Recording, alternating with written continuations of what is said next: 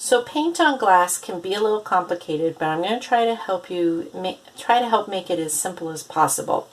In a perfect world, you'll be able to get a piece of glass like this. You can find them in you can find cheap like diploma frames from Target or the dollar store for not too expensive, but you want to make sure that it's glass, not plastic. And if it is glass and you use picture frame glass, you want to use duct tape or some kind of tape to cover the edges so that you don't accidentally cut yourself on the glass. And you want to be really careful not to break the glass. And then you want to have it on a piece of white paper that you have taped down. And you can even mark the corners where the glass goes, so that it doesn't shift around, so that if it does shift around, you can put it back when you take the picture. Now, also in a perfect world, you would have little Dixie cups like this, like so. You would want to have at least 3, so you can have 3 colors of paint.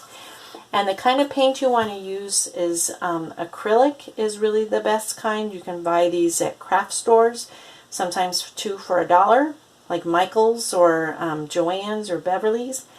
And they might even have these kind of paints at Office Depot, Staples, or Target, but they might be more expensive there. And of course, if you go to a dollar store, you might be able to find some inexpensive paint. But acrylic is best, but tempera can work as well. You can also try to find like one of those little kits of paints. You know, sometimes they're inexpensive, and you might even be able to find them for $1 at the dollar store. And those work really well too. And so what you want to do is have a paint, like the acrylic paint, inside a cup, and then you want a little bit of glycerin. This is called pure glycerin, and you can buy it like at CVS. And it's usually in the makeup department. I don't know why. One thing is it's good for is making fake tears if you're doing a live action film. So that works well because it goes down the face really nice and slowly like tears. It's perfect. But you want a little bit of the glycerin in your paint, just a couple of drops, so that you can keep the paint from drying while you're working.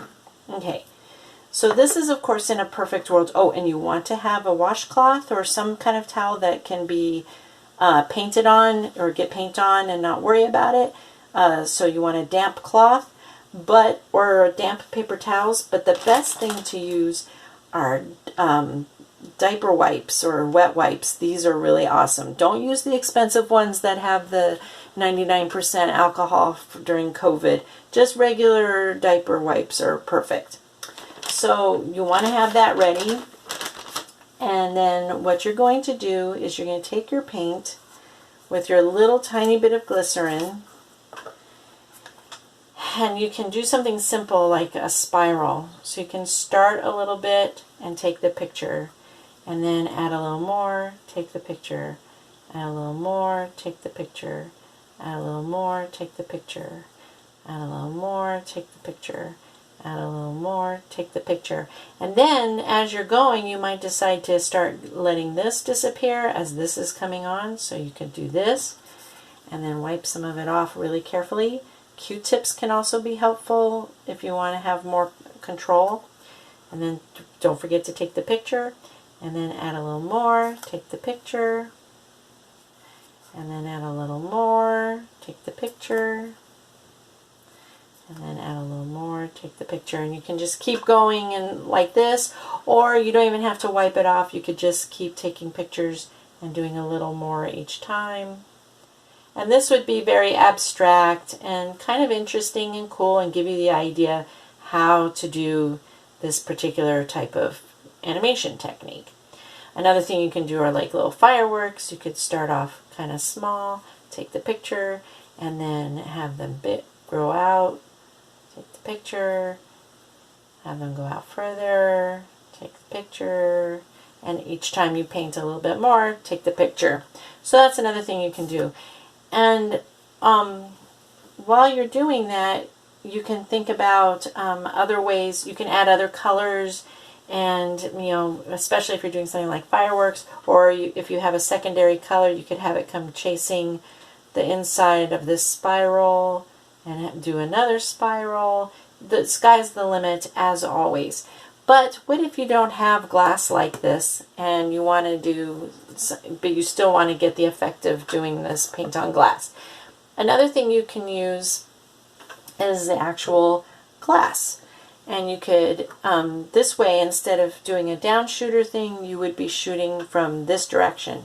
So you could take your paint and paint a little, and then maybe like draw on the white paper where the glass goes so that you have it in the same place every time, and then take the picture, and then do a little more, set it down, take the picture. But don't do it on any kind of dishware that isn't glass or porcelain that can get cleaned off really easily, and definitely get permission if it's not your glass or your picture frame, because if you leave any paint on the picture frame and then put the glass back in, you could get paint on the photo or the diploma or whatever it was protecting, and you don't want to do that. But let's say also that you don't have access to this kind of paint. Another kind of paint you can use is watercolor paint. And these you can usually get for about $1 at the dollar store, or up to $2 or $3 at Target or Office Depot or Staples. If you do this kind of watercolor, you don't want to use too much water because you want it to be thick enough to stay on the glass.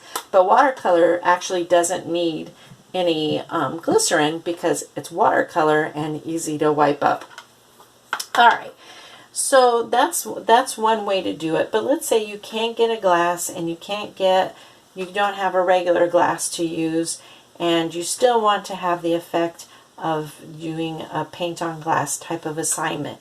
One thing you can do is, I'm going to have a step-by-step process using Photoshop, where you paint the images each in a layer, and then use the animation timeline to assemble it into an animation. So I'll go step by step how to do that if Photoshop is the only way you have to do this, because you just cannot get your hands on any kind of paints, which I totally understand.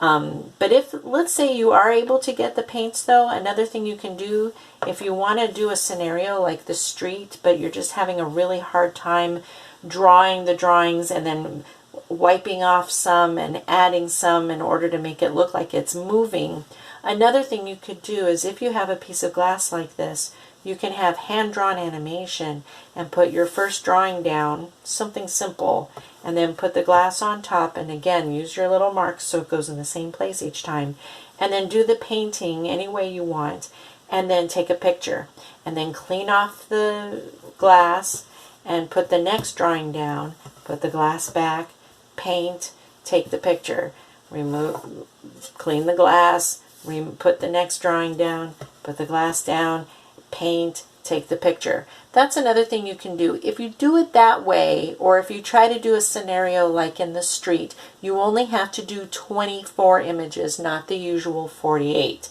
But I recommend keeping it simple and doing spirals or birds flying, something simple, or fireworks or wind, or just something that's delicate and easy that you can do a little each time taking the picture. And again, if you don't have access to any kind of paints, look at the step-by-step plan for doing it through Photoshop using the paintbrush tool. And if you don't have Photoshop, you could even use something like Microsoft Paint or Paint Bucket, or just any kind of program that allows you to draw like in a paint style, and then save those images and then bring them into something that you can edit and put together that way. But your best bet is to, if you can get a piece of glass, and like I said, you can get these at sometimes even the dollar store, but make sure it's glass if you do that, and make sure you tape the edges so you don't hurt yourself.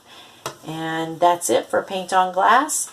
If you have any questions or ideas of other things that you could do that's a similar style of paint on glass but not using different materials, please email me and let me know, and I can tell you if that's a good idea or not. And definitely get permission if you're going to use anyone else's stuff. But if it's your stuff and you don't care, then do what you want. Go for it. And have a good time and good luck.